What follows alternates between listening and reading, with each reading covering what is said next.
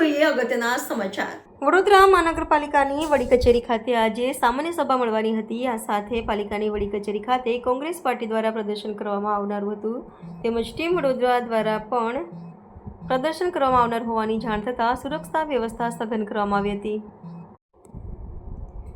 પોલીસના લોખંડી પોલીસ બંદોબસ્ત વચ્ચે કોંગ્રેસ પાર્ટીના વડોદરા શહેરના પ્રમુખ ઋત્વિજ જોશી અને અન્ય કોંગી આગેવાનો સ્મશાનોને ખાનગીકરણ કરી ઇજારદારોને જવાબદારી સોંપવાના નિર્ણયના વિરોધમાં ઠાઠરી લઈને પ્રદર્શન કરવા માટે આવ્યા હતા। સાથે અનોખો એવોર્ડ પણ આવ્યા હતા।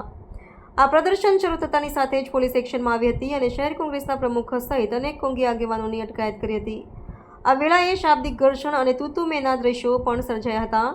ટીમ વડોદરાના સ્વેજલ વ્યાસ અને અન્ય આગેવાનો વિશિષ્ટ પ્રકારનો એવોર્ડ લઈને પાલિકાની વડી કચેરી ખાતે પ્રવેશ કરવાનો પ્રયાસ કરતા જ પોલીસે તેમને અટકાવ્યા હતા અને તેમની પણ અટકાયત કરી હતી। તો સમય મુજબ સાંજે 5 કલાકે વડોદરા મહાનગરપાલિકાની વડી કચેરીના સર સયાજીરાવ સભાગૃહમાં સામાન્ય સભા મળી હતી। વંદે માતરમ સાથે સભાની શરૂઆત થઈ હતી, જે બાદ શોક દર્શક ઠરાવ વાંચવા માટે ઊભા થયા હતા।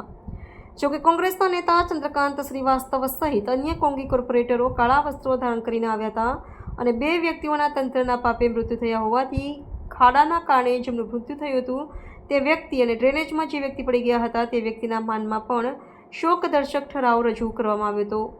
આજની મુલતવી થયેલી સભા આવતીકાલે સાંજે 5 કલાકે મળશે। આજ રોજ કોર્પોરેશનમાં મળેલી સામાન્ય સભા શોકદર્શક ઠરાવ કરી અને મુલતવી રાખવામાં આવી છે। 9/7/25ના રોજ ગંભીરા બ્રિજ જે અકસ્માત થયો એમાં 21 લોકોના મૃત્યુ થયા છે, એના માનમાં શોકદર્શક ઠરાવ પસાર કર્યો છે અને કિરણમયી હર્ષદરાય મહેતા જેઓ 1995માં વડોદરા કોર્પોરેશનમાં કોર્પોરેટર તરીકે ચૂંટાઈને આવ્યા હતા, એમનું 82 વર્ષની વયે ગઈકાલે અવસાન થયું છે। તો આ 2 શોકદર્શક ઠરાવ કરી અને આજની સામાન્ય સભા 18 તારીખના રોજ મુલતવી કરવામાં આવી છે।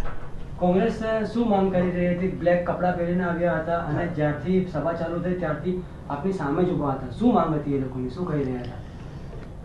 એ લોકો એમનો વિરોધ દર્શાવવા માટે આવ્યા હતા એમના અલગ અલગ વિવિધ મુદ્દાઓ ઉપર, અને શોકદર્શક ઠરાવમાં કોઈ બીજા શહેરના 2-3 નાગરિકો જે એક્સપાયર થયા છે એના પણ નામ લેવાના એવી એમની માગણી હતી।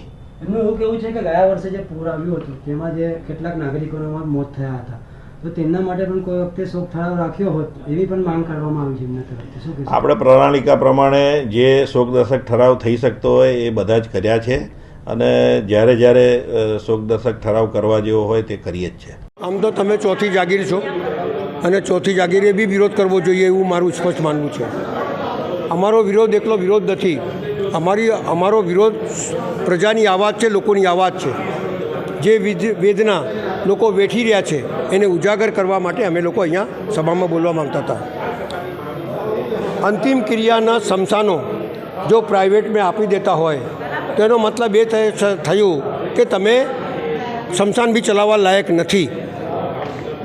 જે વ્યક્તિ સ્મશાન ચલાવવા માટે છે એના ઉપર તો કેસ ચાલે છે કોર્ટોમાં, અને એ વ્યક્તિ સંભાળશે, એના લીધે જ આ કોર્પોરેશનનું ઊંધું પડી રહ્યું છે।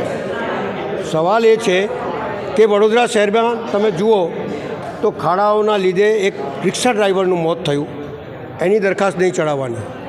એક ભાઈ જે ફતેપુરાથી ચાલતા આવતા હતા, ગટરમાં પડી ગયા, અઠવાડિયા પછી એની લાશ મળી, એને આજ સુધી કોઈ વળતર આપ્યું નથી। ગંભીરા બ્રિજની અંદર માણસો મરી ગયા, એ સરકાર નિષ્ફળ ગઈ છે દેખાઈ આવે છે કે સરકારને વારંવાર રજૂઆત કરવા છતાં અમારા ધારાસભ્ય ત્યાંના સ્થાનિક નાગરિકોએ રજૂઆત કરી પણ સરકારની ઊંઘ નહીં ઉડી, એના લીધે આ બનાવ બન્યો અને લોકો મરી ગયા। આની તમામ જવાબદારી સરકારની છે। હરની બોટકાળની અંદર 12 બાળકો નિર્દોષ મરી ગયા, એ પણ અહીંના મળતિયાઓની જવાબદાર છે અને 2 શિક્ષિકાઓ મરી ગઈ। શહેરની અંદર ગંદુ પાણી આવે, શહેરની અંદર ડ્રેનેજો ઉભરાય, રોડો બરાબર ના હોય અને એના માટે કોઈ બોલવાનું નહીં, અને સ્ટેન્ડિંગ કમિટીની અંદર બેસીને જે કાયદો છે એના વિરુદ્ધ કામ કરતા હોય અને કરોડો રૂપિયાનું ભ્રષ્ટાચાર થતું હોય તો શું અમારે બોલવાનું નહીં? અમે નાગરિકોની અવાજ છીએ, વિરોધ પક્ષ એટલે નાગરિકોની અવાજ હોય અને એ અવાજને દબાવવાની જે કોશિશ થઈ રહી છે એની સામે અમારી લડત છે। જ્યાં સુધી લોકોને ન્યાય નહીં મળે, જ્યાં સુધી અન્યાય થતું રહેશે ત્યાં સુધી અમે લડતા રહીશું. એ અમારા પ્રજા સમક્ષ વાયદો છે. વડોદરા મહાનગર સેવા સદન એક જમાનામાં બરો કાઉન્સિલ કહેવાતું હતું, પછી મ્યુનિસિપલ કોર્પોરેશન અને પછી એને નામ બદલીને ભારતીય જનતા પાર્ટીના શાસકોએ વડોદરા મહાનગર સેવા સદન કર્યું. નગર એટલે નળ ગટરને રસ્તા અને સેવા સદન એટલે એની સેવા કરનાર લોકો. પણ જ્યારે સામાન્ય લોકોને હવે ભરપૂર સમસ્યાઓ છે, દરરોજ કોર્પોરેશનના આંગણે મોરચા આવે છે, તેમની રજૂઆત વોર્ડ લેવલે કે કોર્પોરેટર્સના લેવલે નથી રિઝોલ્વ થતી, ત્યારે મોરચા લઈને અહીંયા આમાં મજબૂર હોય છે. ત્યારે સામાન્ય લોકોને અહીંયા રજૂઆત કરવા આવતા બંધ કરી દેવામાં આવ્યા છે. જે વડોદરા શહેર એક જમાનામાં સૌથી સુંદર અને શ્રેષ્ઠ શહેર હતું, સૌથી સ્વચ્છ શહેર હતું, એનો 18મો ક્રમ આવે છે અને એમાં ફરી મોસ્ટ પ્રોમિસિંગ સિટીનો એવોર્ડ લઈને ખુશ થાય છે. ઓલરેડી જે બેસ્ટ હતું એને હવે પ્રોમિસિંગ કેટેગરીમાં આવ્યા તો આપણે તો નીચે આવ્યા છે. આમાં ખુશ ક્યાં થવાની વાત છે?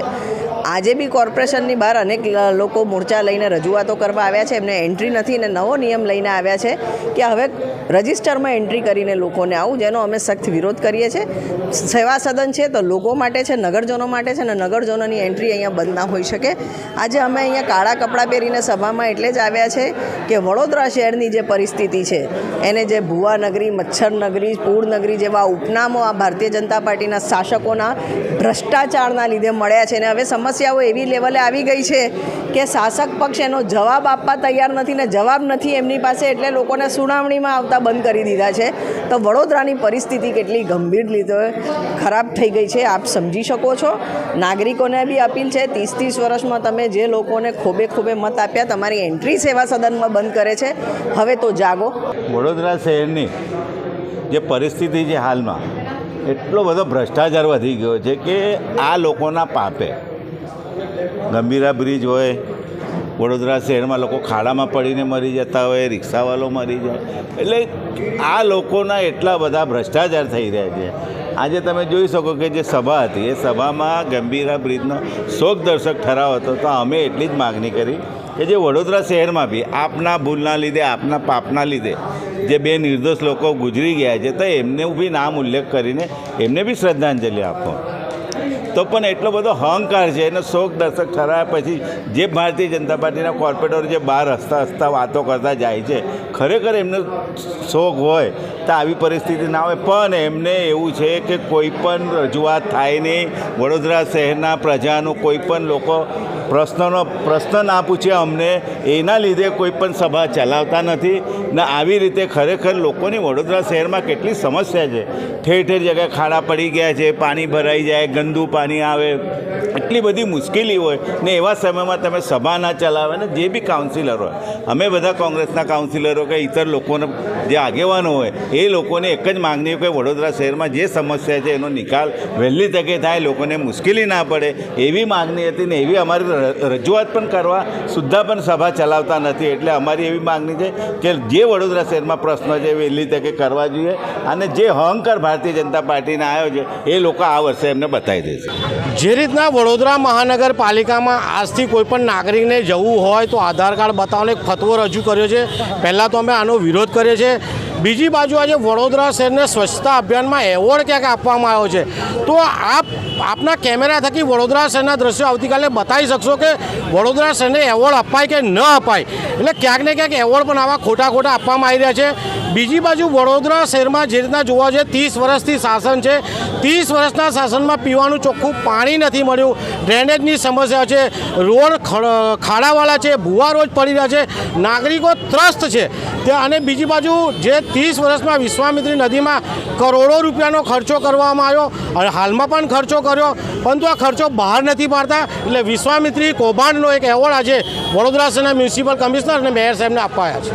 જ્યારે પણ સભા હોય છે ત્યારે આ સત્તા પક્ષ વિપક્ષનો અવાજ સાંભળતી નથી. એના વિરોધની અંદર આજે તમામ અમારા જે કોર્પોરેટર છે બ્લેક કપડાં પહેરીને એનો વિરોધ દર્શાવ્યો છે. એની સાથે સાથે આજની સભાની અંદર ગંભીરા બ્રિજ હોય કે પૂર્વ એક કોર્પોરેટર જે ધામમાં ગયા છે એમના વિશે જે શોકદર્શક ઠરાવ આજે બોલવાનો હતો, જે રજૂ કરવાનો હતો, એની સાથે સાથે અમે એવું કીધું કે ભાઈ જે વડોદરા શહેરની ખાડાના લીધે રિક્ષા ચાલકનું જે મરણ થયું છે એનો પણ શોકદર્શક ઠરાવ વાંચવામાં આવે. પણ આ સત્તા પક્ષના લોકો એટલા બધા સત્તામાં મશગુલ છે કે એમની ભૂલના લીધે, એમના પાપના લીધે કોઈ ધાંભા ગયું હોય તો એનો શોકદર્શક ઠરાવ વાંચવા માટે પણ એમની પાસે સમય નથી. એટલે આ સત્તાધારી પક્ષ અત્યારે પોતાના સત્તાની અંદર એટલું મશગુલ છે, પણ આવનાર સમયની અંદર સત્તાધારી પક્ષને ખબર પડશે કે વડોદરા શહેર એમને જવાબ આપશે.